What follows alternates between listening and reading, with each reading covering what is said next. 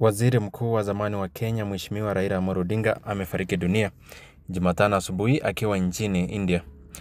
Taarifa zinaeleza kuwa Bwana Odinga alizimia wakati wa matembezi ya asubuhi katika hospitali ya tiba asilia ya Ayurvedic ambako alikuwa akipokea matibabu.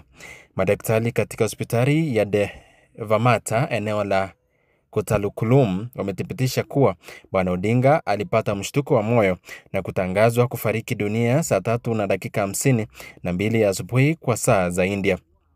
Mwili wake kwa sasa umehifadhiwa katika hospitali hiyo huku taratibu za kisheria na za kidiplomasia zikiendelea. Inaarifiwa kuwa Bwana Odinga alikuwa ameandamana na binti yake Rosemary Odinga ambaye pia alikuwa akipokea matibabu ya tiba asilia katika hospitali ya Sri Raman, kituo kilichowahi kumsaidia kumrejesha sehemu ya uoni wake hapo awali. Mamlaka za India zimejulisha ofisi ya usajili wa wageni kuanza mchakato wa maandalizi ya kusafirisha mwili wa kiongozi huyo nyumbani kwa mujibu ya taratibu za kimataifa. Hadi sasa familia ya Odinga na chama chake cha ODM bado hawajaweza kutoa tamko rasmi kuhusu tukio hili, lakini tuliweza kupata ujumbe kutoka kwa ndugu yake Oburu Odinga ambaye ameweza kutangaza kufariki kwa kiongozi huyo mashuhuri Raila Amolo Odinga.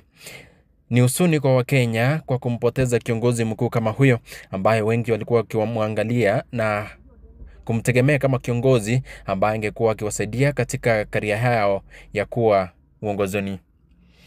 Serikali inalia kumpoteza kiongozi mashuhuri kama huyo Raila Amolo Odinga ambaye alikuwa ameanza kufanya kazi na Rais William Ruto na wengi walikuwa wakitazamia